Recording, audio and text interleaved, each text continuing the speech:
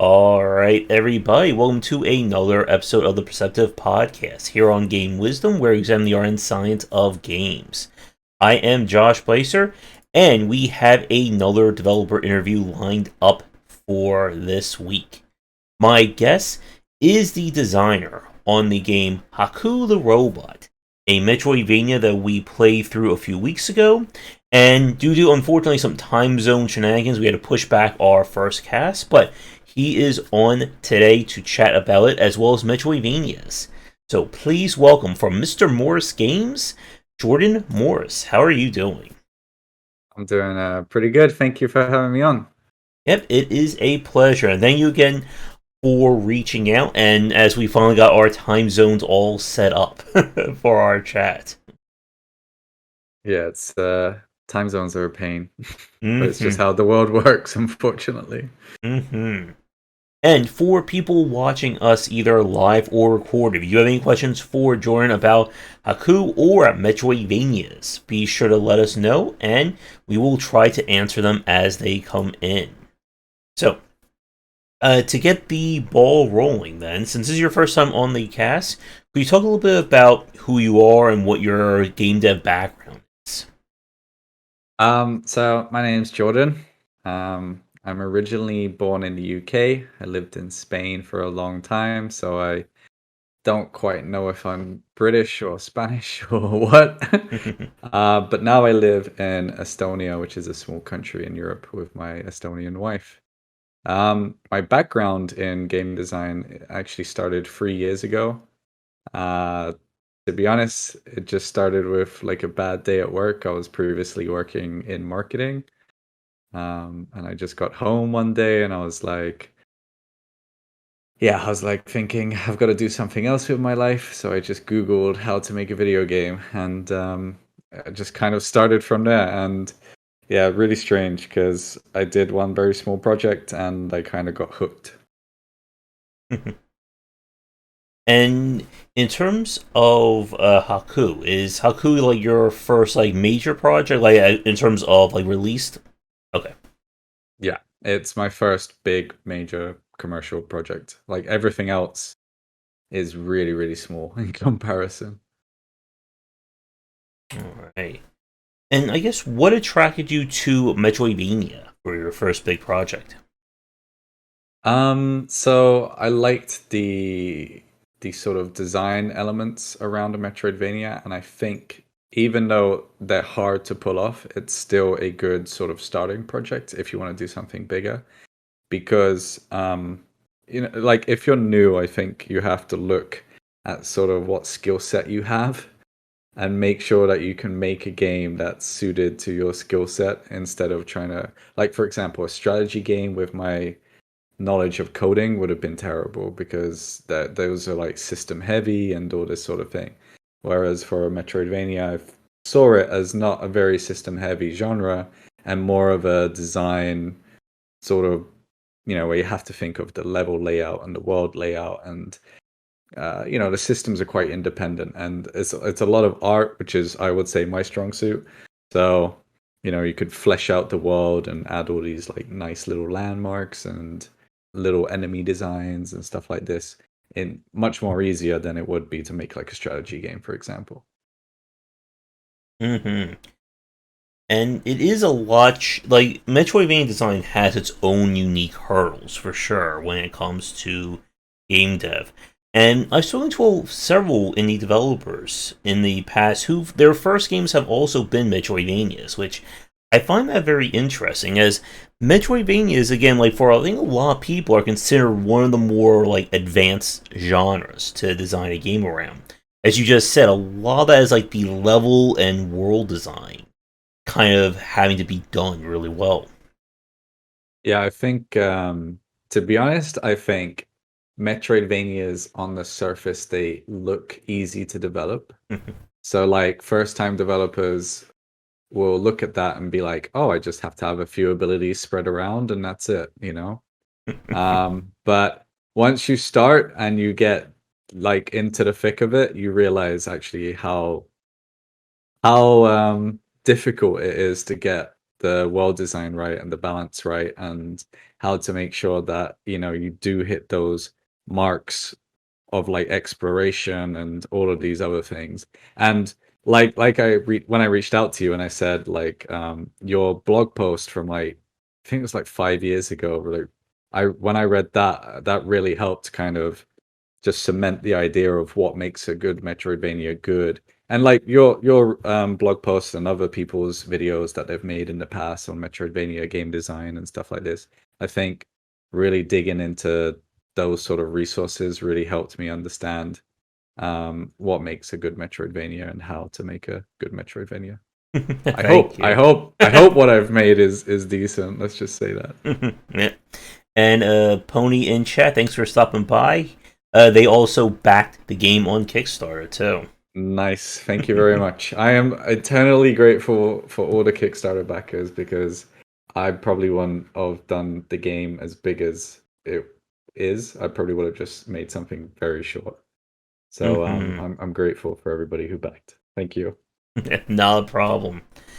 And yeah, it is a very challenging game, and again, like a very challenging genre to work in. I'm pretty sure the bulk of our discussion tonight will be on like Metroidvania design and practices. So, for people watching this live or recorded who haven't played Haku, can you give us like kind of like the elevator pitch of what the game is? Well, I went to PAX recently, so I had practiced this so many times over the 4 days. But in short, it's basically so it's a 2D Metroidvania that takes a lot of inspiration from the classic Super Metroid and also modern titles such as Hollow Knight. If you like those games, you're very much like Haiku the Robot. Of course, the setting is different. It's a post-apocalyptic world. Robots have taken they haven't taken over. It's like all of life got destroyed and robots kind of just naturally took over. So it's not like this doomsday sort of AI is taking over sort of thing. But yeah, so it has its own world, own setting, own story, its own like unique abilities and combinations. So it plays very much like a traditional Metroidvania and even the modern Metroidvanias, but it's just new with new stuff like new mechanics and stuff like this as well. It's very much its own thing. Mm-hmm. And as we said a few minutes ago, when it comes to Metroidvania design, like 2D platforming, or just platforming in general, is one of, I think, the go-to genres for indie developers and first-time designers. My first actual real design book was pretty much on platformers, and at some point I probably have to do a Metroidvania book as well, just to really cover that base. And one of the biggest challenges when we talk about Metroidvania design, and this one that we were just discussing before we started the stream, is that it's a very nebulous description for a game. There are, just like how everything could be a roguelike, if we stretch things out, almost anything could be a Metroidvania. And I guess my first design question for you, Jordan, is especially after doing research, designing a game yourself, what do you consider to be like the core tenets of a Metroidvania? In comparison to these other games that like to tag themselves Yeah. Metroidvania, um, I think it's the openness of the world and this, like for me especially, and this was something that I wanted to do from the very beginning with Haiku was allow the player to essentially decide for themselves where to go. So yeah, so like I mean I like the messenger, but it just doesn't feel like a Metroidvania because you just keep going forward, and that part for me is why I don't. It sucks out the joy for me because I like exploring a world on my own terms and going where I want on my own terms. Similar thing happened with Metroid Dread as well, where they kept blocking off the path behind you.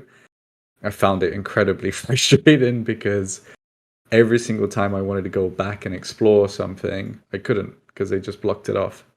So for me, the differentiator is the real openness of the world. Mm-hmm.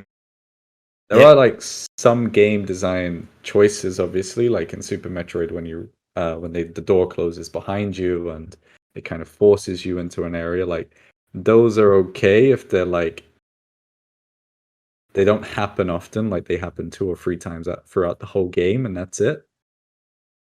But I think a good Metroidvania kind of teaches you the ropes at the beginning, make sure you don't get lost at the beginning, but then once it's confident that you know what this game is like and what it's about, then it just lets you roam freely. Mm-hmm. Yep. And it's that difference, I think, as we said a few minutes ago, in terms of like world design, where you have quote unquote freedom to go to like any point on the map, especially if you have enough skills for it, versus that kind of okay, this is level 1, this is level 2, this is Mhm. level 3, and you must do it in that exact order. And I enjoy the messenger, but I didn't really view it as a Metroidvania. It felt more like an action adventure game where you would repeat stages to make sure you get, 9 out of 9 collectible or 5 out of 5 upgrades and that kind of thing. Yeah, And like Super Mario, when you play mm-hmm, Super Mario and you go for the coins again. mm-hmm, Just feels like a platformer, but to the messenger's credit, obviously it's definitely a lot more action adventure than like a Mario game. mm-hmm. And trying to get that balance right of world design with the exploration is one of the hardest aspects. And this is something that I spoke with several other developers about when it comes to like Metroidvania design. It's that idea that you're building the world almost around like I guess like different chunks of abilities that you need to have, let's say, double jump to access, this corner of the map, or you need like a dash to get through here. And I guess my next question for you is, what are your thoughts in terms of like how do you gate or I guess position the world around the different move sets and the different tech you have in it? Um, I could show you a screenshot and maybe do you think I could share my screen on this? Yeah, sure. I'll show you how. This is like behind the scenes stuff. Uh, And hello, Marco. Thanks for stopping by. They just bought the game on the Switch. Let's see. oh, nice. See, they really enjoyed Hollow Knight and Metroid Dread, and they want to know: were you inspired by any one of them, or never played them? Oh no, definitely inspired. Like if I think as well, if you're making a game, first time game, you should look at other sources and what's already been done and not try to go too far out of like the box, you know? Okay, there you go. Now everyone can see. I can't see Chaffa right now, but we'll go back to our normal view in a second. So this is essentially just how I planned it, more or less. So as you go building and fleshing the world out, then I have all these color coded sort of paths and different like some of them are kind of one-way streets and stuff. So the way or at least the beginning area was very much like a loop that feeds into a bigger loop, and then already you start kind of branching out and giving the player two choices to pick from, and slowly you just kind of add more choices for the player. That way, you're teaching them that this is the way to go, and once you get more comfortable with the game, you can start picking your own way. Um, but yeah, basically, this is essentially how I designed it. So like all of this is just when you have the wall jump, and you can go like everywhere almost. And then like here when you meet the blue, then you need water resistance. Here when you meet the red, you need fire resistance. And essentially, this is how I can understand from a like from a designer perspective where the player is at any given moment. Um, and I can do like cool things where I could add a secret here and it will kind of unlock this bit just a tiny bit earlier. But you still end up where you need to be, which is if you would have gone the normal route. So like you can much better see these sort of paths and branching paths and essentially where a player might be at any given moment with the ability. Of course, after you get the roll ability, it just kind of it just blows up. So you can go so many places after that, really. You can pick between like the water area or the fire area or even this dark area down here. And it's absurd. Like when I see the routes that different people take, some people end up like all the way up here already and get into the bunker before they've even done any of this stuff down here. And it's all sort of intentional. There's like different abilities that combine with each other, which essentially make like grappling useless or double jump useless, but they're just a bit harder to pull off.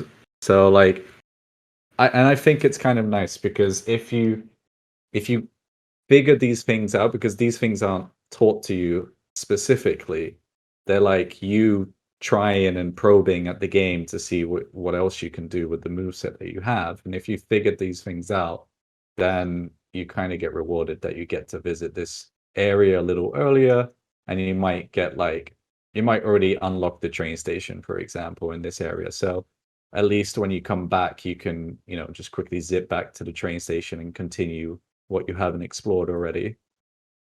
Mm-hmm. But yeah, this is go on. Oh no, go ahead, finish your thought. I was just gonna say this is how I planned it. That's it.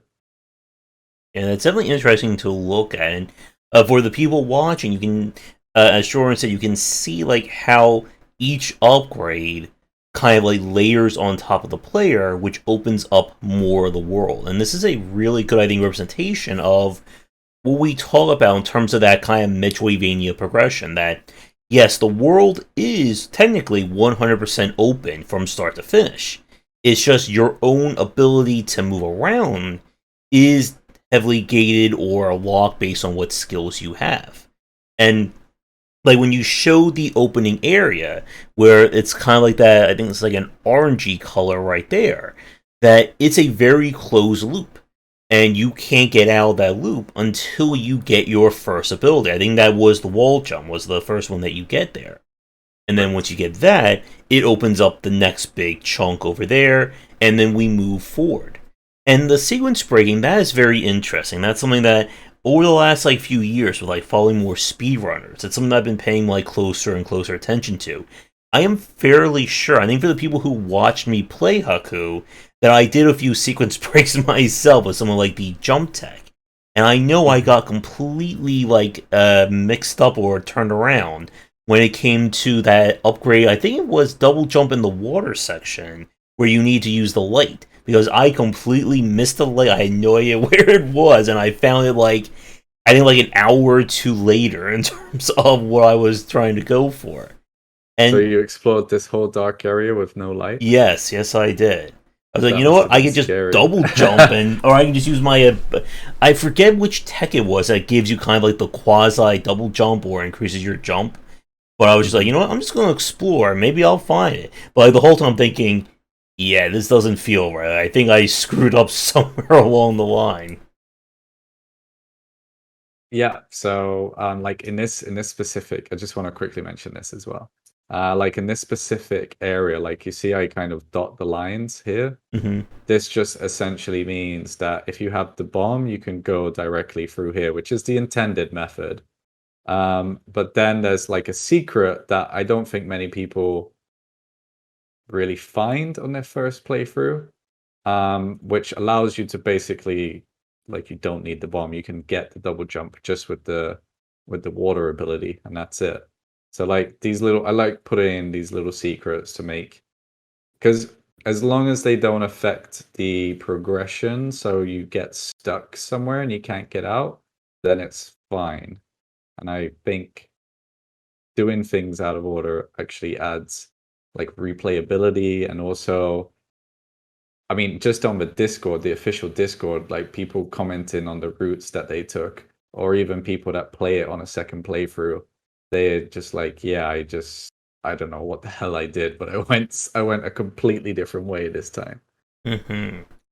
And while we're looking at the map, I'm curious, in terms of the fast travel locations, I know one thing that, while I was playing, it felt like there were, like, very few of them. I still seemed there was, like, a Yeah, whole lot of actual backtracking you had to do. What yeah. was the philosophy or your thought process for, like, how many and where the place, like, fast travel? So another thing when using a map like this is you can kind of visualize where the train stations are. I think I don't have it. I think I just have it on this level.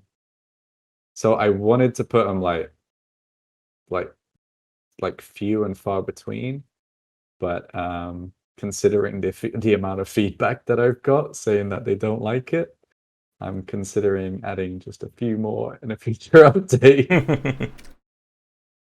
But It's the original idea was like you just walk around and you use your abilities to get around faster. Like once you have the roll ability, because it's pretty linear, up until the roll ability point, and I was kind of hoping that people would use that to speed around.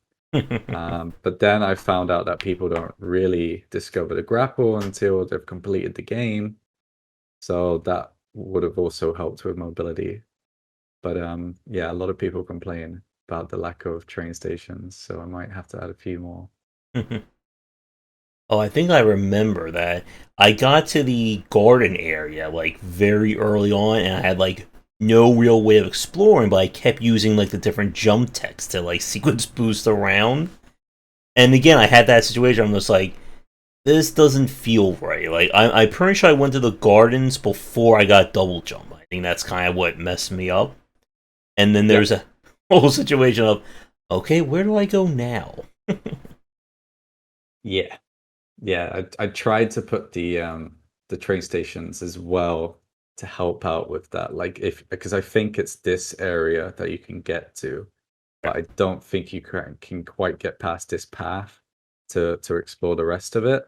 So I tried to put in like a train station here as well, just so you could get out easier. Like if you looked at the map and you were like, "Oh my God, I got to go somewhere over here now." Instead of walking all the way back, you could just hop on a train and go to like here and then just walk around. Hmm. So like they are placed methodically, but obviously they were just still like a just a little too scarce. But yeah, that's basically to answer that question. That's how I plan, or how I Nice. planned it, and it gives you a good overview of like where the abilities are. If you need to like mix a few more abilities into the sort of different areas, like there's a green bit here, and then there's a like dark purple bit and a brown bit. So like it feels like here you need to have progressed more in order to unlock everything, sort of thing. One question from Marco. Any plans for DLC for the game? So I'm planning to release something, at least something, which will be a few bosses that didn't make it into the final version, and a few like lore updates. So there are a few things which are a bit too ambiguous that I just want to add. Just a tiny extra detail that should help clarify a few things, and that's it. Because I mean, when you're making a game, you have to kind of be aware or wary of the amount of time you spend on making a game, because otherwise you can easily just sink 5 years into it. And yeah, I didn't want to do that. Two and a Hmm. half years felt long enough, and but now Let's. that it's out and it's people seem to enjoy it, I'm like, yeah, okay, it's worth spending like an extra year or something, just adding more content and making it more of a robust and finished game. Hmm. Pony also said that they noticed at top level of the map is there was some unfinished stuff. Do you plan on finishing that? Yep. Yep. There's your big reveal for the chat. There's more coming. And yeah, like it was fascinating looking at the map itself because I think that is a really good encapsulation of what separates like Metroidvania design from the idea of a quote unquote, open world game or your traditional action adventure game. That you have to be thinking about as you're building, okay, what powers do the player have access to at this point? Can they make it through this? Can they sequence break, and what happens if they do? And I guess my next question for you then is how did you come up with what abilities or the different tech that you wanted to include in Haku? Because this is another area where it's as limited as your imagination. We've seen developers do all kinds of weird and unusual powers in Metroidvanias. Well, Axiom Verge is probably the best example of weird and unusual powers. But yeah, it's I think it's easier to make your character come up with the different abilities that will fit the character, and like you have a rough outline of what the world is and stuff like this and how the world more or less works, right? So it's coherent and cohesive, and you just try your best to try and think of abilities that I think fit the theme of the robot and stuff like this. So yeah, really it just starts at the beginning in my opinion, and then like it kind of all works a little bit in tangent with each other. So you kind of, as you're fleshing out the world and the idea and the themes of the world, and you're also fleshing out the character, and you kind of see what sort of mixes and matches sort of thing. But really it's just I feel like you start off with the abilities and then you can get more deep into the level design of the world and stuff like that, because otherwise, I don't know, it's a bit tricky to make all this level design when you don't have the ability already to kind of test it. They need to really, I feel like the ability needs to really come first, and then you could go into the game engine and start prototyping like different levels and stuff like that. And I think that's a really good point there. That coming up with the powers first and then building the levels around there. There was this Metroidvania that I played. I think it was called Vision Solve Reset, which is kind of like a time looping Metroidvania. And I spoke with the developer about that, and he had very much that same philosophy that coming up with what you want the player to be able to do, and then building the world around that. And I just wonder if there's any developers out there who've worked on Metroidvanias who've done the opposite. That they built the world first and then they said, okay, what kind of powers do I think? Because I feel like it doesn't really work in that direction. Yeah, I agree. I think the only power ups that might have stemmed from like how I wanted the world to be was just the fire area. Like I really wanted, like it's such a Super Metroid thing as well. But like it just suited in the world design because I had the garbage that goes to the incinerator that burns to make electricity for a machine world. So like it fit thematically the area. And then I was like, how can I gate this area? And I was like, well, yeah, heat resistance, but that's obviously no fair from Super Metroid, but it is what it is. So I guess as a follow-up question then for me, what was like your favorite power to come up with for Haku? My favorite power, I think it's the teleport. And the reason why is the teleport is I think you mention it in your blog post, is how an ability should just like as soon as you unlock this ability, all of the possible things that you can break or overcome should just be like rushing through your head, where you just, or like an ability which you get and you just think, oh my god, I can break so much stuff with this, like I'm gonna have so much fun finding out where I can go with this ability now, because perhaps you weren't expecting such thing as like a teleport through walls or something like this. So I think that's a favorite. um it would have been grapple second, but the teleport is actually so overpowered that you can essentially just replace grapple with just chaining teleports. But grapple is super fun. Grapple is like, it feels like Spider-Man. It feels like you're just Spider-Man all of a sudden. And I think that's why a lot of games or a lot of Metroidvanias love to have double jump as a potential upgrade because it has that same kind of all of a sudden all those platforms that were either too hard or you could just barely get to, now the entire world is open. I'm pretty sure, like, and for the people watching this live record, I'm curious, like, the second you get double jumped, you just start like double jumping like immediately just to like see like what's my new jump height now. For me, it's actually wall jumping. I feel like wall jumping is the one that I feel like, oh my god, I'm gonna break so much stuff with this. I think one of my new like favorite ones is when games give you that kind of like slight up when you do like an up attack or like a certain move in the air. So you turn it like it reminds a lot of like Mario Odyssey when you like do like advance cappy moves.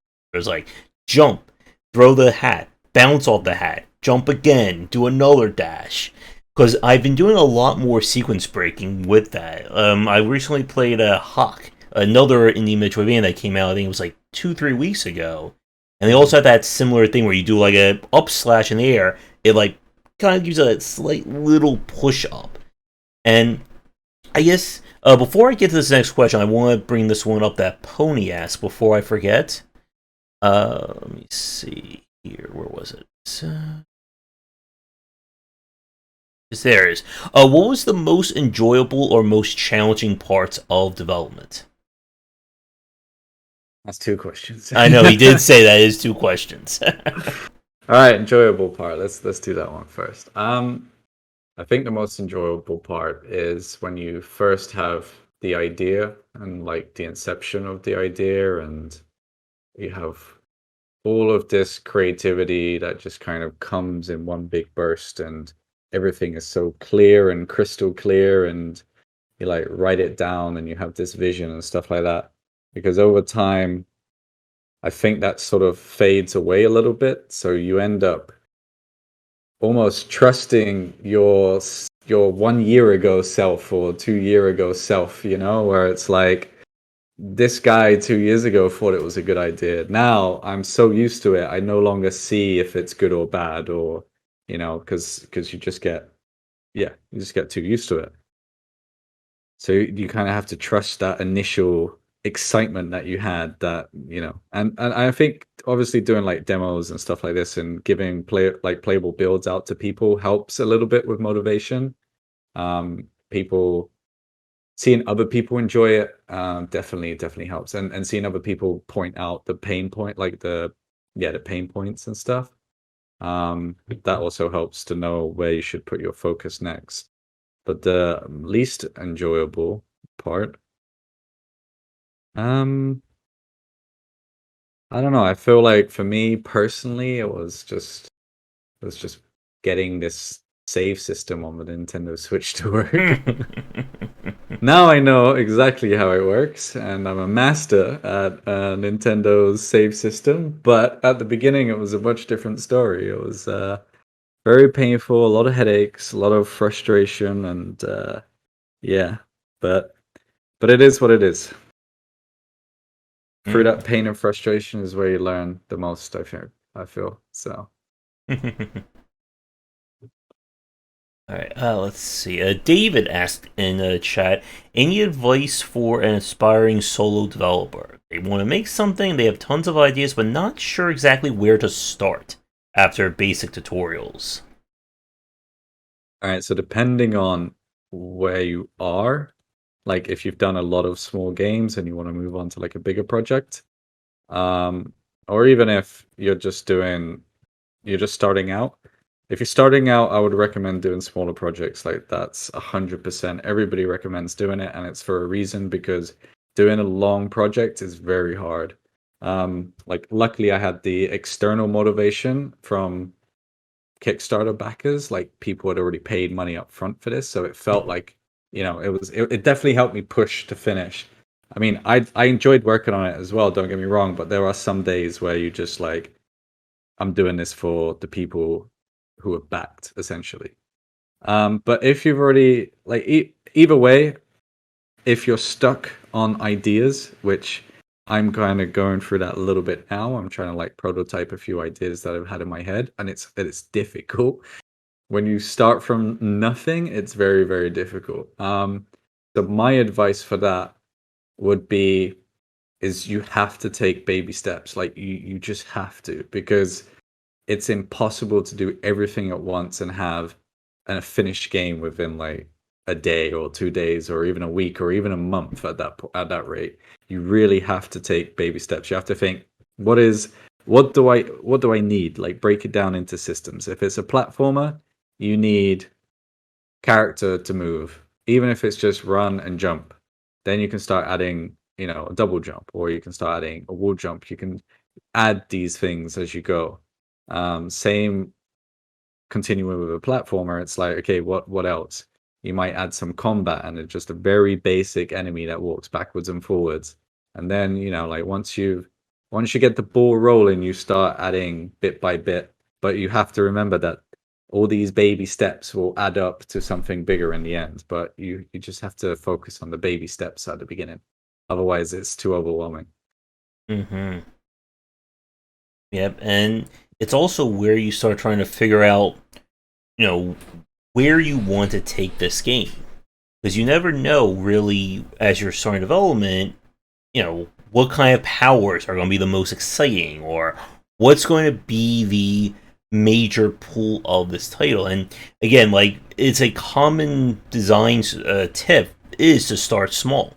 You don't want your first game to be like a 5 to 10 year, you know, your super dream game that, it's the only game you will ever make in your entire life.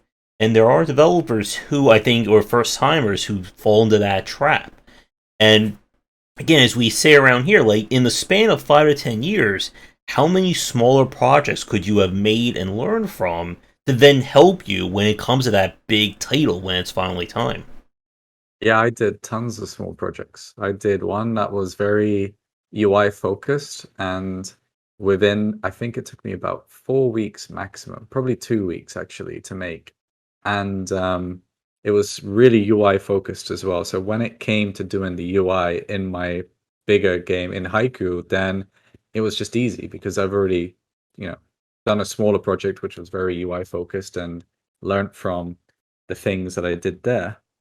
And same with all sorts of stuff. So yeah, I agree. Totally recommend starting with small projects and then slowly working your way up.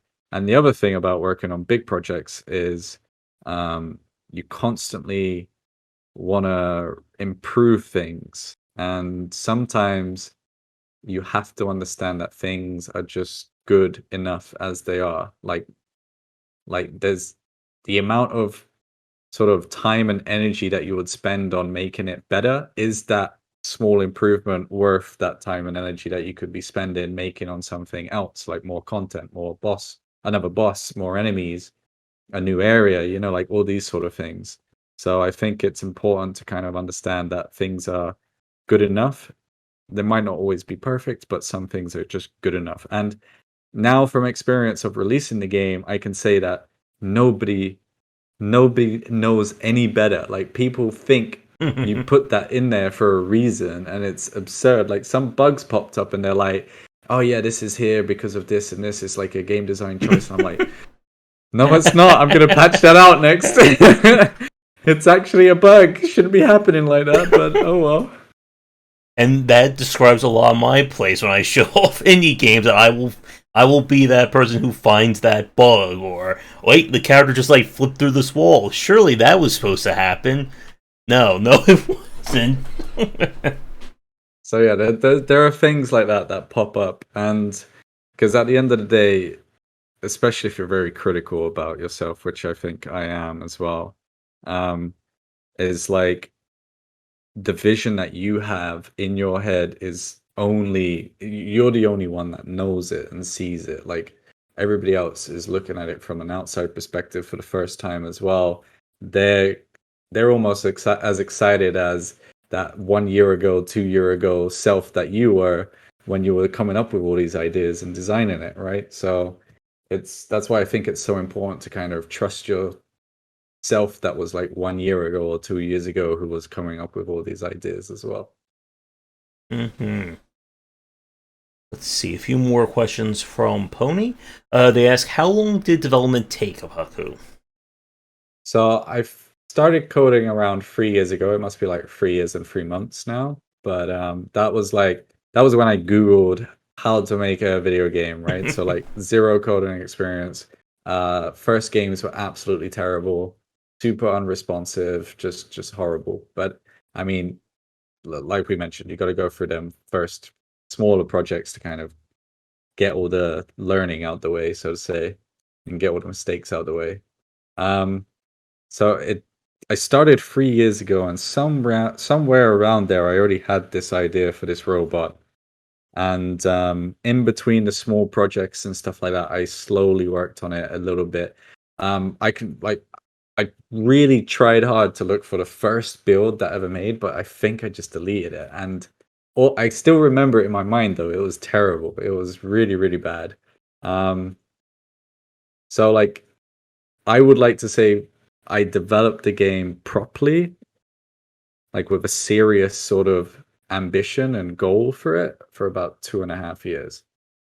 It's been, wait, let me think. It's been about 2 years since the Kickstarter ran. So that gives you sort of an idea.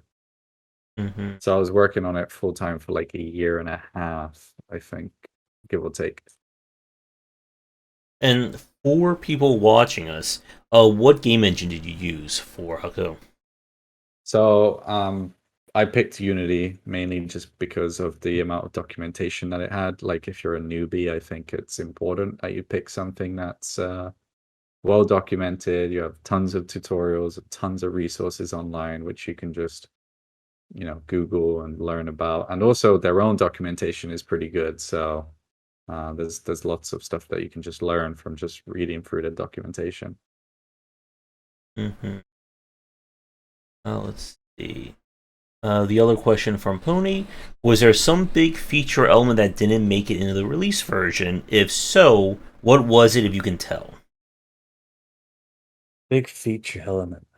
Um, so between my developer friends, because we have a small group of us that are all making Metroidvanias, my favorite thing to say to them is to get the scissors out and just cut as much as possible because unfortunately you just can't do everything that you want. Um, so for me, I think I cut one area out. I made one area a lot smaller. The surface area is basically like 3 rooms, and that's it.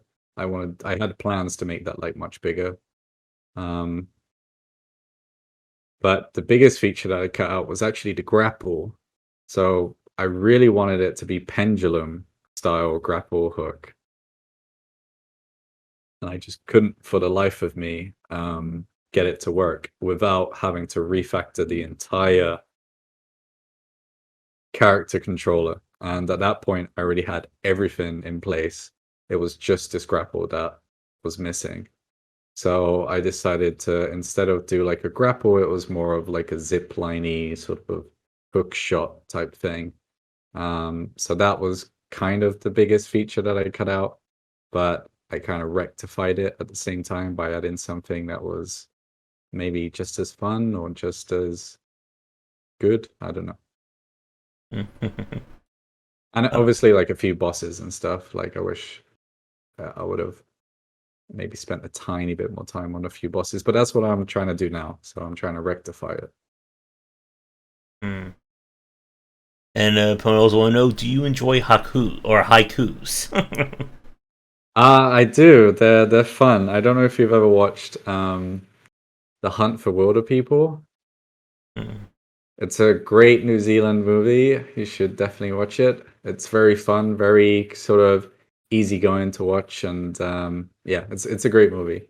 And the little kid is a bit troublesome in the movie, and the way he calms himself down is by reading, like making haiku poems. And I just thought it was really fun. All right.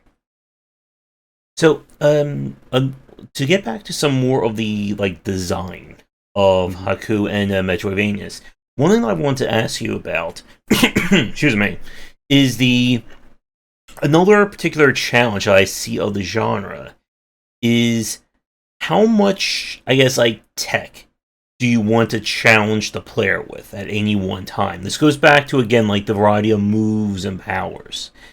With Haku in general, as we were saying earlier, it is a game that if you understand the core mechanics and you get the right tech, you can sequence break a lot of that game. Sometimes you can do that unintentionally if you're not too careful with some of the physics. And one thing that I see from a lot, or from some of the Metroidvanias, is that sometimes they may get to the point where it just becomes like an ever escalating amount of okay, so to get past this section, you're going to need to jump into a dash, into a grapple, into a teleport, into another double jump, into a dash. Like it gets very, tech heavy. And I wanted to ask your thoughts on like how much do you want to avoid like overwhelming like the player any one time? Oh, I'm like the complete opposite of that. Like, I think pretty much every single platform challenge that there is, you can approach at least to three to even some cases like four different Mm-hmm. ways. Like, it's for me, it really like for me, I just wanted players to be able to do it. Like they should be able to explore the entire world, and they shouldn't be blocked by something that they can't overcome at that point. But if you go back with more abilities, the platforming part just gets easier and easier and easier. So it's like if you're a sort of seasoned platformer and you play platformers and you enjoy the tech and stuff like this, then you'll be able to do it as soon as you see the room, sort of thing. You'd be like, this looks challenging, I'm gonna do it. But for other people who look at the room and go, nah, that's too much at the moment. Like I'm gonna come back later, then you can. That's perfectly fine. Like they're not restricted to like you said, either a certain ridiculous combination of stuff or they're not restricted to just one solution. Like everything really in the game, I just wanted to make it like as accessible to everybody as possible. So yeah. Mm-hmm. Oh, and if you would be able to, like, you're coming so like a tiny bit low. If you can maybe like talk just like a little bit closer to the microphone, I'll of course Oh yeah. raise this up in editing just for the people watching now. I try and hold it like this. Oh, gee. Yeah. So with like the different tech involved, and again, like that's something that we talked about before when it comes to that design of Metroidvania.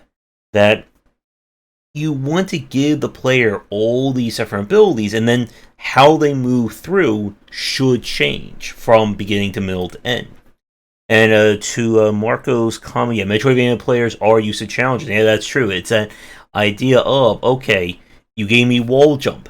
How do I break the game with wall jump? You gave me double jump. How do I do that? And yet, into Pony's comment, of course, the challenge then is, of course, how do you onboard new players? And this is something that I think some developers tend to struggle with, is how do you introduce these challenges in a way that feels organic, but at the same time, if someone's never done a double jump, or has never done a wall jump, how do you get them to start doing it and start learning how to do it? Well, first of all, you just lock them in the room as soon as they True. get the ability. So they have no option to kind of get out. They have to use that ability to get out. I think that's probably the easiest way of doing it. But then you want to be careful that you don't let the player forget about that ability. So, pretty much immediately after you get that ability, you need to add challenges that increase in difficulty around that area, like immediately, just so they get used to using this new ability, and they're like, because I think that's the beauty of Metroidvanias as well, is like when you get that new ability and you start messing around with it, testing it, see what you can do with it, see where you can like go with this new ability and stuff like that. I think it's good if you give them that challenge like pretty much immediately versus like all the way on the other side of the map, because by the time they get to the other side of the map, they probably forgot that they've just got this new ability. So, yeah, I hope that answers the question. Yeah, and of course the lock the player in the room strategy is certainly one that I've seen a lot of developers have done. Oh, you fell down, but now, you have to wall jump your way back out. I mean that stems all the way from Super Metroid already. So like it's been essentially a staple in the design since the very beginning. Mm-hmm. And to Pony's comment, that actually brings up a very interesting point about how easy it is to get lost.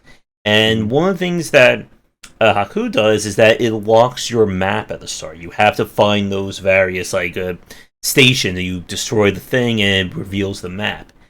And that is one of those things that I am of two minds about. Like, for people who follow me, you know that that's like my one biggest hatred of Hollow Knight. That you need to get those upgrades and those charms in order to actually make the map functional. And I just want to get your thoughts as someone who obviously designed a Metroidvania in terms of, like, I guess the importance or role of the map for the player, or mapping in general. So I think it's important that you have a map, and that's why in Haiku we did because actually I had an intern that helped me with the map system. Like that was his final thesis project, was the map. So when we were researching what to do with a map, we were kind of torn in between, because I personally like the fact that you have to earn your map in Hollow Knight, because it forces you to kind of make a more intimate understanding of the surroundings that are around you. Like you have to remember more or less which way to go, and they help it a bit with like signposts, like literally bench signposts or dag signposts and stuff like that. But then we didn't like the fact, like in Super Metroid, where you just walk into a room and you can already see it. Like that, it felt like both of them felt a little bit too on either extreme. So we came to a solution where we were going to have it essentially work like Super Metroid, where as soon as you walk into the room, at least portion of it is revealed to you until you move further into the room. Sometimes the whole room just gets revealed if there's not much, if it's not revealing too much anyway. But then we wanted to kind of also just add this slight inconvenience for the player, so you have to also make a little bit of a mental map of like where you are. So we added these map disruptors, which basically just overlay on top of your map, and they kind of the thought was that they like disturb the radio signals in the area, and that's why you can't see that part of your map until you destroy it. So it's kind of, we like to think that we found like a middle balance, and we intentionally put the disruptors in places which weren't too important, but so like we would still be revealing the path forward. If you did get stuck, it would just be a slight inconvenience for the player.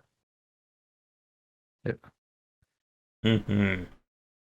Oh, and regarding mapping and design, Pony said one-way doors tilt them. And I understand that. The old, you accidentally go through the wrong door, and you had to go all the way around to get back to where you were.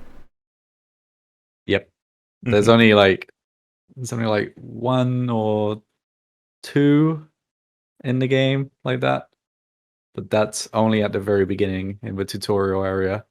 And most people never want to walk that way back anyway, so you don't even notice it. So I guess there's another question regarding like the mapping and just exploration. I want to ask your thoughts on another polarizing topic. Secret or fake walls versus not having them. Because I've seen some games who there are no secrets whatsoever, and then there are games where, like, every other room there is some kind of false wall or, slight discoloration that you're supposed to explore, and that opens up an entirely new area.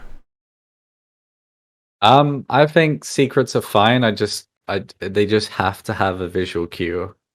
Mhm. So, and also the secret behind them shouldn't be anything critical. Like it should just be something that might help you progress a little further, or it might be a shortcut, or it might, unlock an optional upgrade or an optional collectible, like these sort of things. They should never block the path forward unless it's like a very obvious secret in order to teach you that there are secrets in the games type of thing.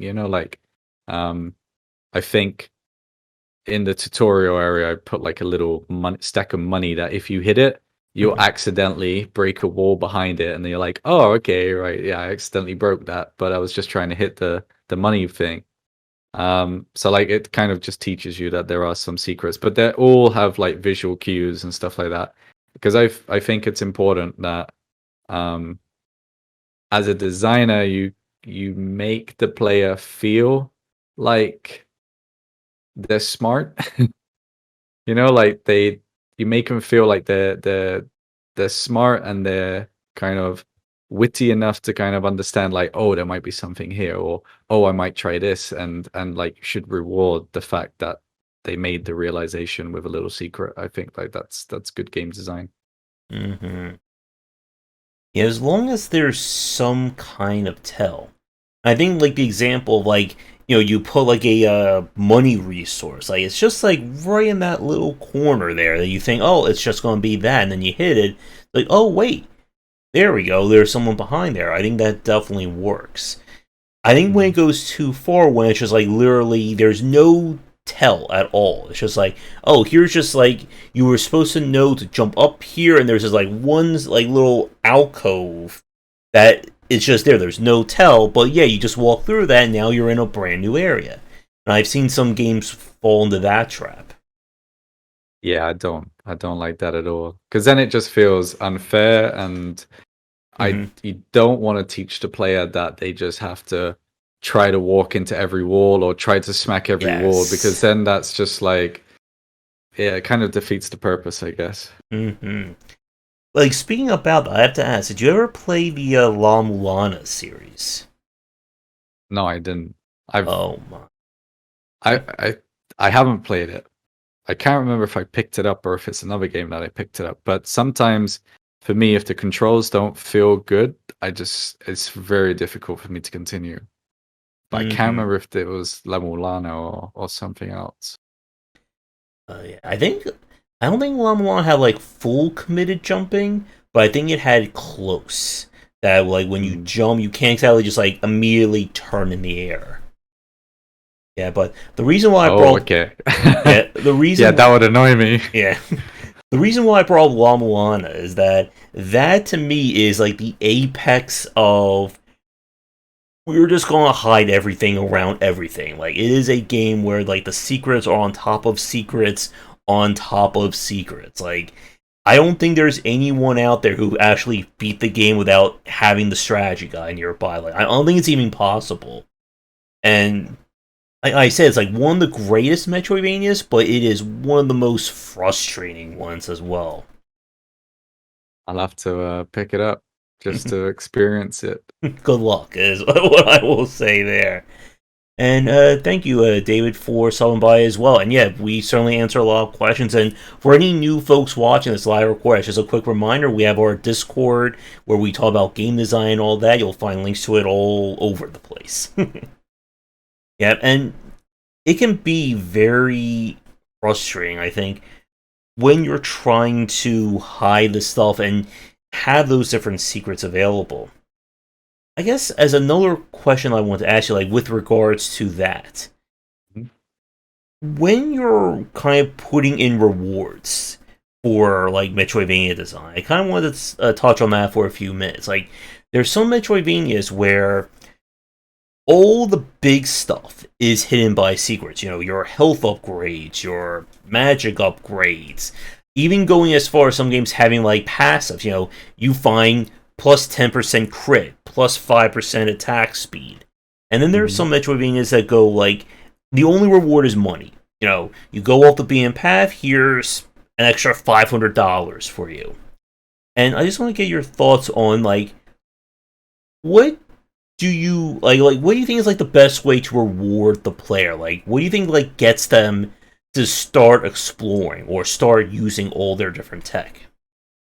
Think having a good mixture of Mm-hmm. all of those things, because then if it's just constantly money, money, money, money, you kind of, well, you just expect money every single time you find a secret.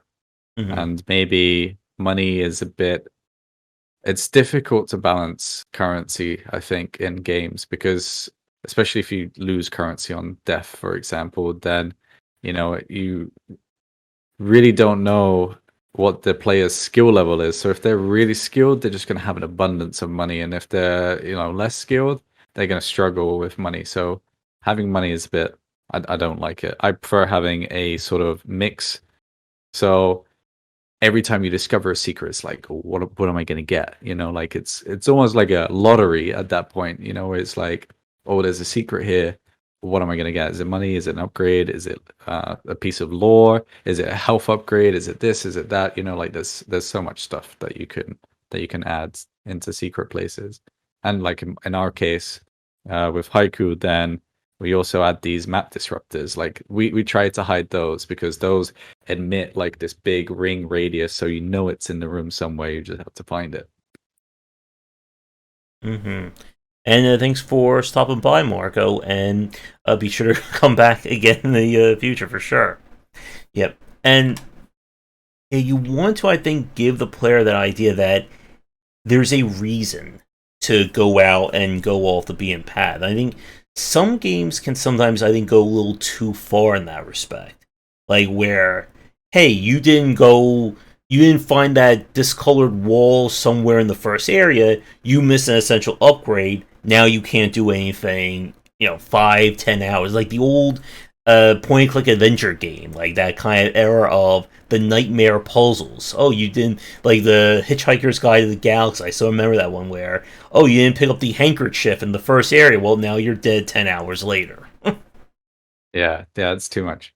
It's definitely too much. You wanna, yeah, you want to try and keep the. So we have something called like a critical path in the game. So you want to keep your main upgrades close to the critical path. Like obviously not in plain sight, because you want to still make it feel a bit rewarding, so that they've but yeah, it should be very close to the critical path. Mm-hmm. Oh, as a bit of a time check, we are about a little over an hour into the recording. It's about 4:10 my time, so I think we said we'll keep to about maybe another 20-30 minutes if that works for you. Yeah, that sounds good. Okay. Yeah, and to Chris's comment about there's an achievement for find all secrets or find all X, they shouldn't be super obscure. Well, for optional secrets, they're okay with it. I guess that brings up another question I want to ask you. I've seen some Metroidvanias that they'll have a super late game unlock that just literally reveal all secrets on map. That you buy it and now, hey, every point on the map where there's something secret, there's a question mark or a node. I always like those. I think like at the end, like if you're already being the game and you're just trying to get completionists, you know, if I have thousands of dollars to burn, let me burn it so I'm not just like wandering around for the next 10 hours. I agree. I completely agree.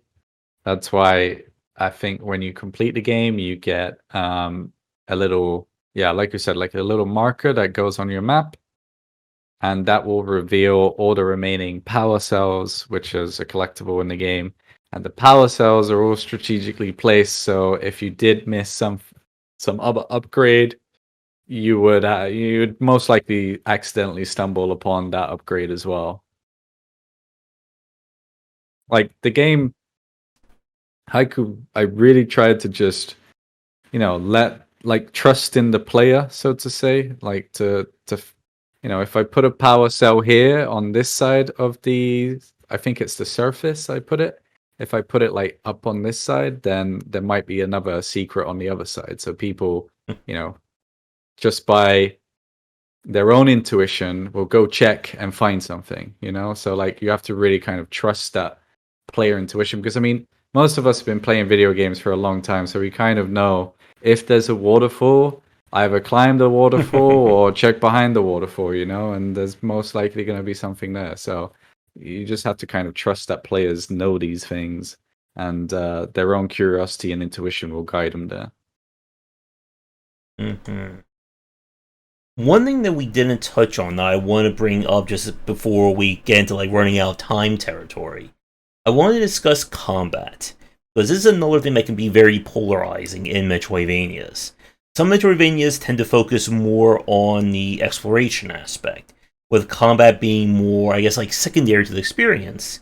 Whereas with games like Haiku, Hollow Knight, and I guess like maybe we could even fit like Soul and Sanctuary into this area.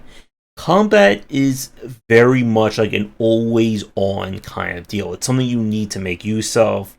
I know it can be very polarizing. Like, you're trying to play a game for more of the platforming aspects, and then you get stuck in an arena with a boss, and you're not good at combat. That can hurt the experience for some people, while other people want the combat to be very meaty. They want that kind of, 2D, Souls-like, Metroidvania kind of experience. And with Haku, I was just curious about what was your thoughts or your intention in terms of balancing how combat that was to play out in the game. Well, let me ask you, what do you think of the combat? Because I thought it was okay. It did get, I think, a little bit repetitive, I think, at some point, just once I got used to the various abilities. And I think, other than the final boss, I don't think I really struggled with fighting any of the actual bosses in the game. yeah, so that's pretty much summarizes all the feedback that I've received from combat. Mm-hmm. Um, yeah, I mean, I felt like my skill set isn't actually, at least when I started making the game, I like to think that my next game would be slightly more ambitious in terms of like a more robust combat system. But really, it's just simple because my skill set is simple. Like, that's honest truth. But yeah, I agree. It's on the light side, so it's at the forefront of the game because you have to like farm spare parts which you use to heal yourself and stuff like this. So it's definitely a needed aspect of the game that you need to fight enemies and destroy them, and also to get past the bosses. But yeah, it doesn't really like go into complex mechanic like complex combat mechanics or anything like that.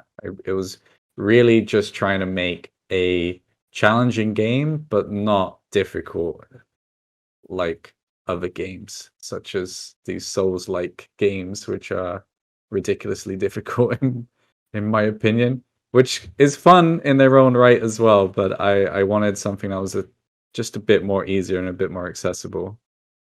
Mm-hmm. Apart from the final boss. The final boss is a bit harder. Mm-hmm. And speaking about like combat and balancing, what was the or I guess why did you or like what was the implementation of the kind of like stationary or you had to stop and heal mechanics? I know that's been something that's been very popularized by Hollow Knight. I've seen this done by a lot of developers that instead of having enemies drop healing items or stuff like that, you have to actually stop and manually heal yourself. So the heal ability actually came in quite late into development. So I was watching people play through the demo. I think it was the first Kickstarter demo that was sent out. And I saw that people were just killing themselves to go back to the health station because it was just more beneficial to replenish your health that way instead of looking for a health station or walking back to the health station. And I didn't like that at all. I felt like that goes against the core aspect of a Metroidvania, which is exploring the world at your own pace and stuff like that. Like, and it was too punishing. Like, you make a few mistakes and you essentially, it was more beneficial to kill yourself and go back. So I was thinking there needs to be some sort of health system in there, like healing system, sorry. in there. And that's where this healing idea came from. Now, I was watching a stream and I saw somebody comment, "Why can't you fix yourself with the spare parts that you get?" And it was one of the moments where you just think, "Oh my god, why didn't I think of that myself?" You know. So after a few prototypes, like testing it into the game, I think it felt really good to have a long heal, which was a tiny bit tedious to pull off. So you could do it maybe once in a boss battle, and that was it. Like during when they change phases, like you could potentially heal yourself like once or twice. But you wouldn't really be able to heal yourself during the battle because, like you said, the bosses aren't that challenging. So that's the reason mainly why I opted for like a longer heal and a standstill heal. It was to try and discourage the player from healing in the boss battle because they're not that hard, the bosses. But at the same time, while you're exploring and you do make mistakes, it's very easy to just find a quick safe spot and just heal yourself and continue, which was the primary sort of goal that I wanted to fix with the healing. Yeah. And I think, and like to Chet as well, like I think that's a really good compromise in terms of you want the player to feel like they're in danger, but at the same time you want to be like, oh, I took 2 hits, I gotta spend 10 minutes to go back over there, to then come back this way, and of course, as we all know, you'll get hit coming back, and then we repeat that cycle. And I do think there is that challenge of, I guess, how easy do you make the player's safety net? Like, how easy do you make it to heal or to recover? Some games make it very, very difficult, and then it just becomes a case of the game only feels right if you're an expert player. Like, I've seen people who complain where they'll like fight back against things saying, well, I never got hit, so what's the problem? Who cares if healing is too slow? I just never get hit. It's just that simple. But again, like it's good to have that kind of risk reward. And yes, to Pony, the Hollow Knight White Flower quest where you can't get hit.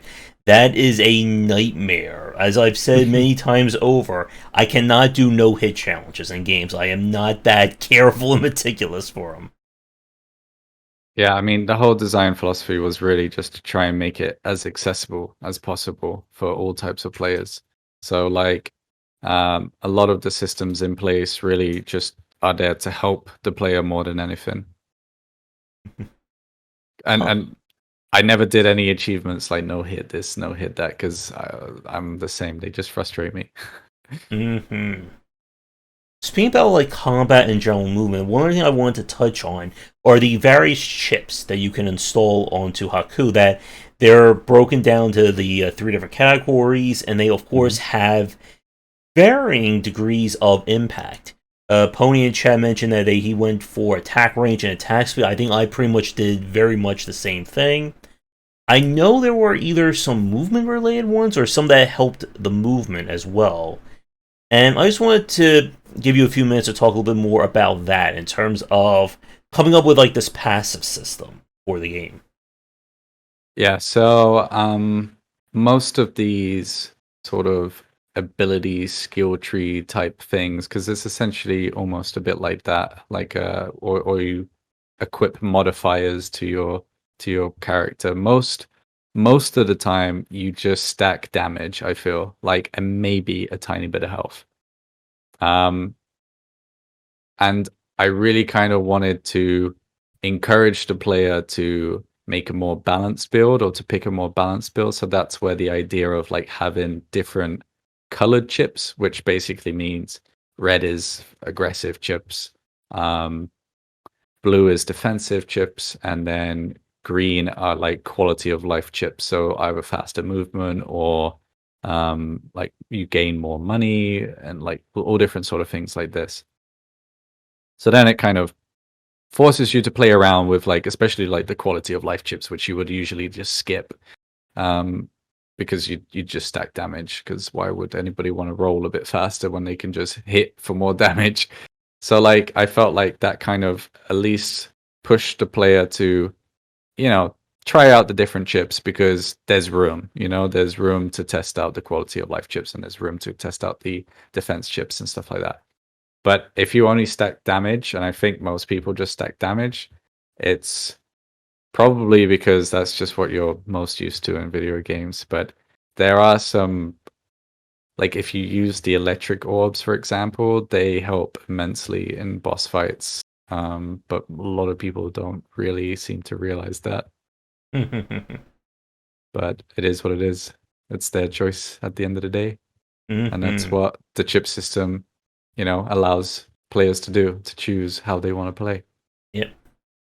I think on the whole concept of combat, I think what is like one of like the diminishing returns of combat in Metroidvania is that for a lot of these games, it always gets to that point where money is no longer a factor. You've either bought everything that you need or you have so much. There's never a need to get more. And it just is the main factor of combat is, of course, to get more money. So I think for myself, I'm sure for people in chat watching, like, for a lot of the Metroidvanias, I get to that point where I just want to skip everything. And then I think the movement tech of the game does get to the point that it really helps to facilitate that. If you can double jump into a hover, into a teleport, those annoying enemies that are tracking you can't do a damn thing. And I think that's kind of like a part of the feature of these games. That at some point, eventually, other than for boss fights or arena encounters, you don't really need to engage with combat.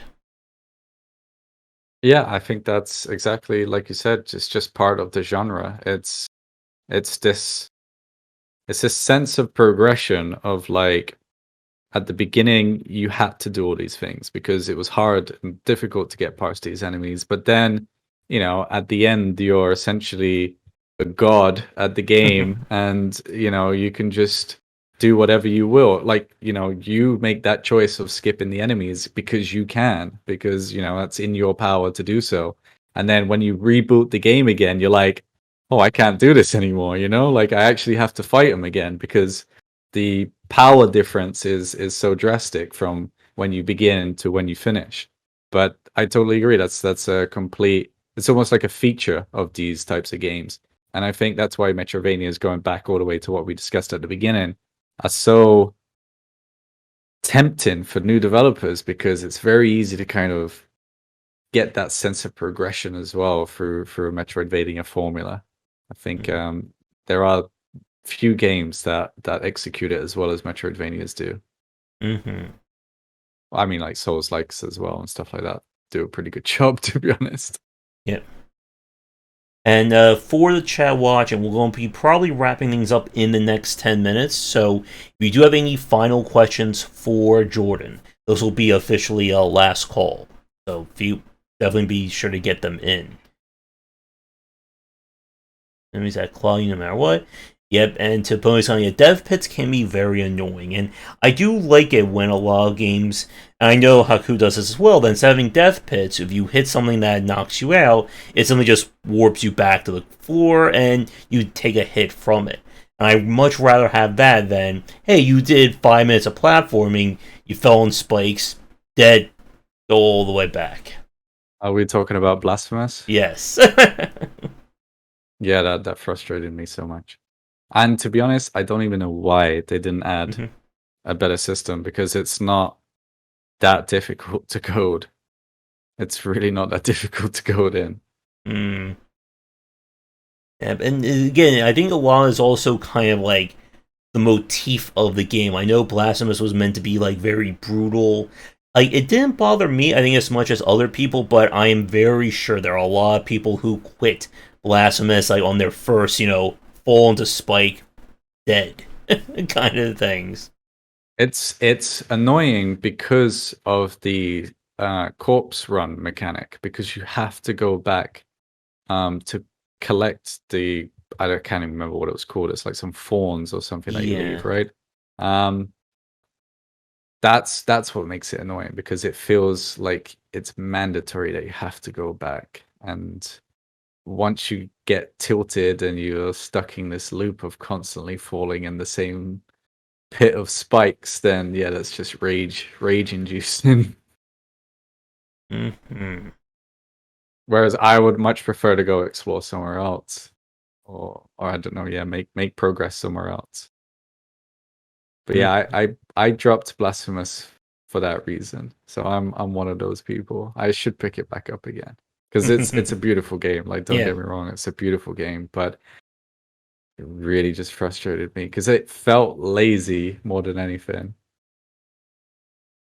from a developer perspective. And yeah, like there's all kinds of ways of like adding like those challenges to the game without making it feel too punishing. Trying to think of some other examples. Like I really like Ori. The two Ori games I think have done a really great job of having that challenge while still offering enough affordances or enough options for players. Let's see, Chris has the ever eternal question: Metroidvania versus Igavania, if there's a preference. I actually don't know what an Igavania is still. I think we've settled on that being a Metroidvania that has like RPG progression on top. So you can equip gear, your character levels up, they do more damage, and it also has like the upgrades and new movement tech. Probably like the more recognizable one right now would be the Bloodstained games that were kickstarted as well. To me, that's just Castlevania. Like I just quit out Castlevania. I didn't know Igavania was supposed to be that, but now I know. So I mean, Yeah. I don't have any comment on it. Just different style, I guess, of game, which are still similar. Let's see. I guess since we're going to be wrapping this up in the next few minutes, I just want to ask you a few quick questions about the Kickstarter and then your future plans. And again, for chat, if you do have any questions, feel free to get them in. So, with the Kickstarter itself, there are a few questions I always like to ask developers who've gone the Kickstarter route. So the first one is, how long did you spend, I guess, like preparing for the Kickstarter? I think about a month to 6 weeks, something like that. I remember I think I took like 4 weeks of vacation off from work because I was getting tired. As I mentioned, I had a bad day, and that pushed me to Google how to make a video game. But I was getting tired, so I thought, and I had all these vacation days saved up from like working there for 4 years. So I had about 4 weeks in the bank, and I was like, I'm just going to take them all out. And then after discussing it with my partner, we just decided like, it's either I'm probably going to quit my job and look for a new job somewhere else, or I can try to make this game work. And then if it doesn't work, just go look for a new job anyway. So it was kind of like this it would be the same outcome even if this failed. So yeah, in those 4 weeks I prepared the Kickstarter page, and then I launched it about 2 weeks after. And with the Kickstarter itself, I know this is a question that for developers watching, this always comes up. Any any insight into the Kickstarter, like anything that you learn in terms of like marketing or positioning Haiku for a Kickstarter? Where to start? I think maybe one of the biggest ones is to kind of prepare a community. Like, the only reason why I did Kickstarter was because I felt like I had a community already there to support at the beginning. After doing the Kickstarter, after doing like looking at the numbers, Kickstarter basically, whatever you push as traffic to the page and however much money you get, you like that you push yourself to the page from like your community, Kickstarter will basically meet that. So let's say you raise, I don't know, like, well, let's say you push like 10,000 people to the page, like Kickstarter pushes 10,000 people to the page as well, like completely new people as well. So like it's a very good, it's a good, like, it's a good platform. Like, if you do your part, they'll put their part in sort of as well. Like, it's all algorithms at the end of the day, but it's more or less works out to be like that. So I would suggest like building a community is critical because you want that early push at the beginning. So Kickstarter will be like, oh, this game's doing okay, you know, let's push it to more people. Mm-hmm. And the second thing I would say is you just have to market and market and market, like really push for the entire 30 days without being, you know, too pushy at the same time and too salesy, but, you know, try and find this happy balance or happy medium where, you know, you're pushing people to the page, you're letting people know that this is going on and exists, and just be yourself. I think that would be like my third topic is just be yourself as like indie developers or small teams. You can really put that at the front and people will be like, heck yeah, like this guy is doing it by himself. I'd much prefer give him a bit of money versus like Ubisoft that's already got plenty of money. You know what I'm saying? So Mm-hmm. so I think you as a creator, you yourself are like a big asset that you can, you know, essentially use and promote. And most of the indie developers that I've met are just like super nice. Like everybody's just super nice. Like there's not many malicious people out there that are doing Kickstarters for the wrong reason and stuff like this. So, you know, and people see that. People see that for the Kickstarter as well. Mm-hmm. And a question came in earlier that I just remembered. I forget who asked it, but they want to know: are you working are you in game dev full time now, or do you do other projects? So since I ran the Kickstarter, I've worked on it full time and I do it full time.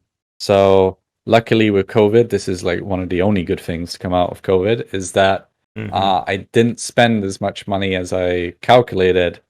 So I was able to stretch the funds for like at least another 12, like not 12 months, sorry, 6 months. But it probably would have reached about 8 months. So I had like a 2 month buffer.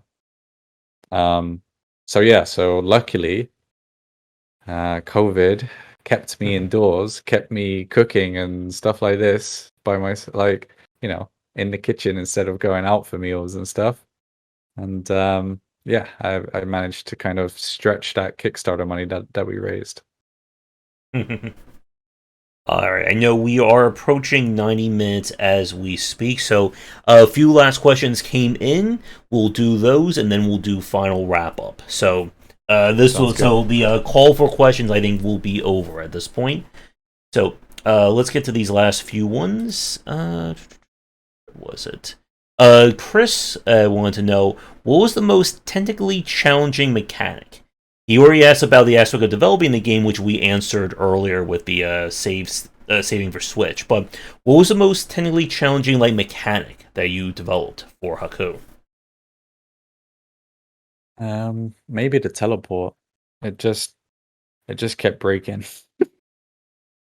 All these new use cases just kept popping up, and in the end it is a lot of lines of code, a lot of checks that it's doing, because like you don't want to be able to teleport through doors. That kind of, you know,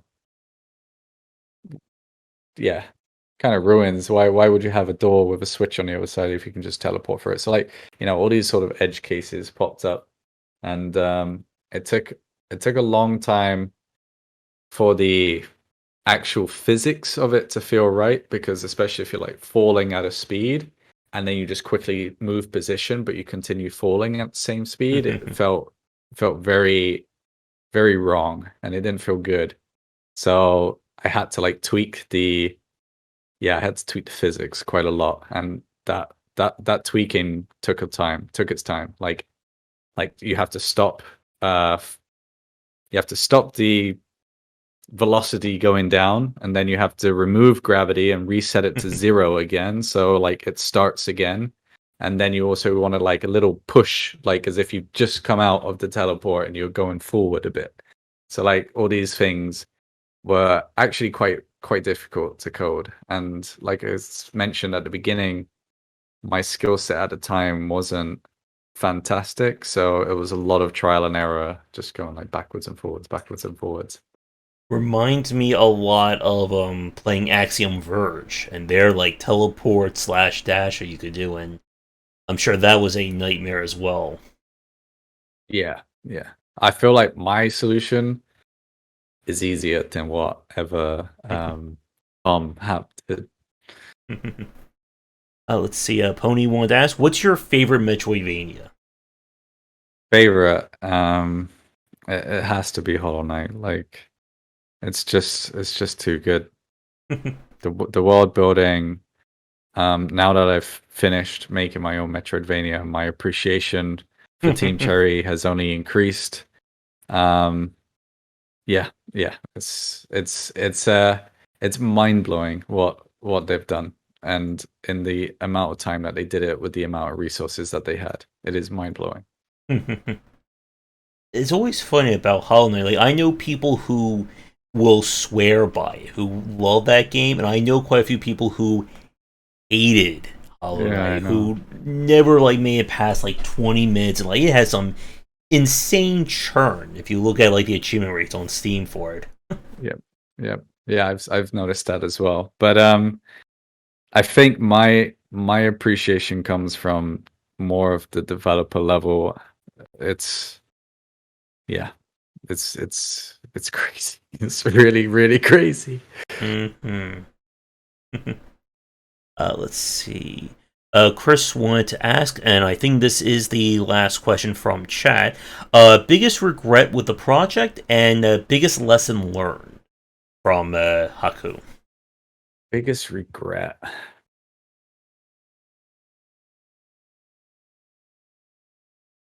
I don't know. I don't. I don't think there has been any regrets. Maybe while I was making it, I was thinking, why? Why have I done this to myself? Making a Metroidvania by yourself is quite a task.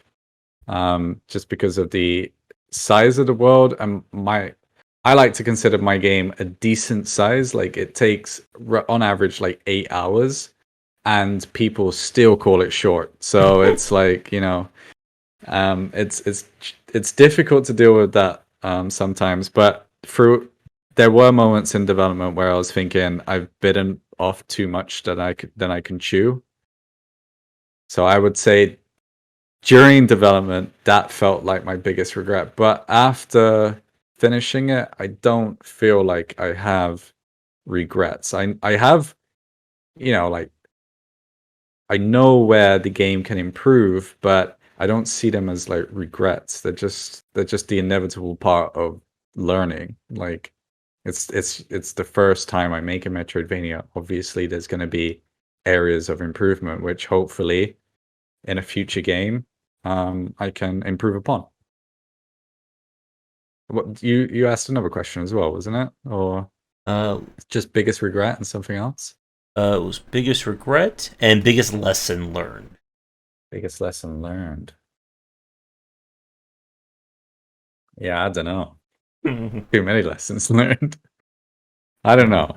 There's, I think biggest lesson learned, and like if I look at it in terms of like how would I do things differently, like if I could like reframe it like that, I would probably focus a little bit more on world building for the game first. I feel like I could have done a bit of a better job in that regards.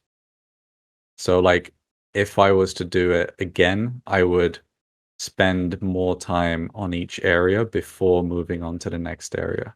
Whereas in this project, I almost did it layer by layer, and doing it that way kind of had to rework some stuff that I'd already done, and which I mean is also inevitable, I guess. But I think next time, if I was to have a crack at it, I would try to focus on each area just a tiny bit more, give it a bit more love and attention before moving on to the next one. Mm. Yeah, world building and lore around that is another, like, that's an easily another 30 minutes to an hour we can certainly touch on, and it is very hard, especially for games like Haku and even like Hollow Knight, where there's very minimalistic dialogue. Like, it's not a Mhm. game that stops for 10 to 15 minutes for a cutscene, or someone to say, hey, so and you must do this and all that. And I think a lot of gamers these days, I think they appreciate like the minimalistic approach, but at the same time, it kind of hurts that sense of, hey, I'm just going around and killing stuff, and oh, there's a boss, the game's over. Like, I guess I won. And I think games Yeah. kind of like lose that sense of flow in terms of their storyline when they go that approach. Hmm. Well, as I found out, then um, yeah, some people are a little bit too like the story's just a tiny bit too abstract for them. But Mm-hmm. then on the other hand, there are people that basically give their like account of what happens, and it is perfect. This is exactly what I have written down in my like law Bible, let's say, and stuff like that. So some people, it's really it's also a difficult thing to balance because some people just don't care for that stuff, and then they'll play the game and they'll feel exactly like you said. Oh, I beat the boss. That's it. Game's done. Like, kind of missed the whole point of the story. Like, was Mm-hmm. there even a story? But unfortunately, I think it's just that some people are more interested, some people less, and that's fine. Like, you can't cater to absolutely everybody, and there are going to be things that people like more and things that people like less, and that's just the nature of it. Mm-hmm. I did like kind of like the big reveal at the end of the game, like what is like the true final boss, which of course I'm not going to spoil that here on the stream. Yeah, Uh, I tried to. I was thinking I was being like very obvious with some stuff, but some mhm. people, it just confused them more. They were like, I remember somebody got the one ending, and then they were like, "Oh yeah, I can't wait for like the next game. It looks like it's gonna get a sequel and stuff." And then they got the true ending. They were just like, "I have no idea now what just happened." Mhm. But yeah, Let's see. A last minute question from Chris, and Pony's question is going to be my question as we get to the wrap up. But this is the okay. final question. Chris just want to ask: were there any features that had to be cut for Haku? And when we're talking about like biggest regret or things like that. I don't think so. Like, there was some areas cut, there was some bosses cut, but general features, Mm-hmm. no, no, no. No. In fact, more features were added throughout the development, if anything. Like the healing mechanic or the overheating mechanic was also added during development. Because otherwise, if you could just dash through everything with iframes, then there would be no fun in it. So needed some sort of stamina bar, which I feel like this heat mechanic is a tiny bit more interesting than just your typical stamina bar. Um, so yeah, I wouldn't say features were cut. Areas were cut. Content was cut, but not features. All right. So, with that said, and just to wrap things up for our chat, you mentioned earlier, of course, that there's going to be more DLC or you're going to be wearing a little bit more content for Haku. For the fans watching, anything else you can tease anything about, like, next project or stuff like that, or is it still too early to say? I mean, it's still too early, but I have been talking with some fans to get like initial reaction to a potential sort of second game, but it's early. It's early, man. It's like I'd love to take everything that I've learned in making a Metroidvania and apply it to a new Metroidvania, but that idea of starting again is just so daunting, especially because I know the amount of work that I put into Haiku. Like, I think I worked most days like 10 hours for like 6 days a week. So I was putting like 60 hours a week just to, I mean, partly because I enjoyed it as well, like, don't get me wrong, but it is a lot of work. And I think during the last month, I did push myself a little too much, but you live and you learn. So I feel like right now, it's just a daunting task to take on. I would much prefer working on the current base game and improving that at the moment than starting something new, just because it requires a lot less brain power to, because everything's already there, and I know everything more or less works. The reception has been positive. It's just making more of it, or making it, just ironing out them kinks that people complain about, like the train stations are too far apart and too few, stuff like this. Mm-hmm. So I guess my final question, and to end the cast on then, is while I cough, do you have anything you'd like to say to the fans watching? Any final thoughts for us to go out on? I just want to say thank you for being so supportive as well. I'm very active on social media, and the sort of positive reinforcement that I get constantly means a lot more than you think to solo developers.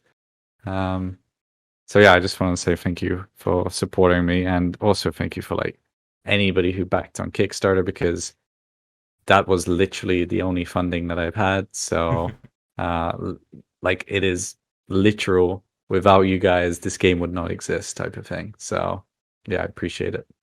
And I appreciate being on this podcast as well. I appreciate your resources for studying up on what makes a good Metroidvania, and the design elements.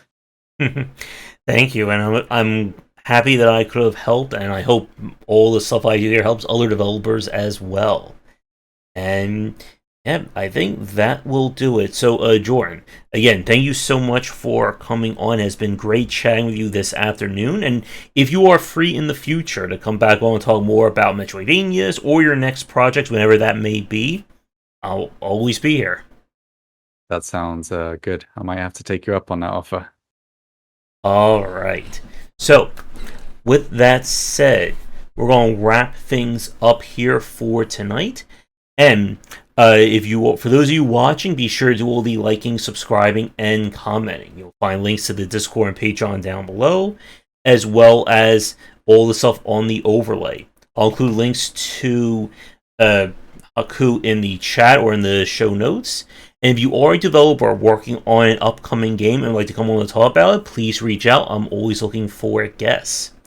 So, Jordan, thank you again for coming on, and I'm sure we'll talk again in the future. Mm-hmm. No, thanks for having me, man. It's been good. Yeah, good questions as well. It's nice to talk about this sort of stuff with other people. Mm-hmm. Oh, and before I forget, if you have any social media you would like to plug, Twitter, Facebook, whatever, feel free. Yeah, I'm on Twitter and Instagram mainly, but if you just search Mr. Morris Games or Haiku the Robot, I will just pop up. Like, there's not any other games that are named like that. All right. So with that said, everyone, we're going to say goodnight here. Come back for daily discussions on game design here and on Game Wisdom, where some of the art and science of games. And until our next interview, have a great night.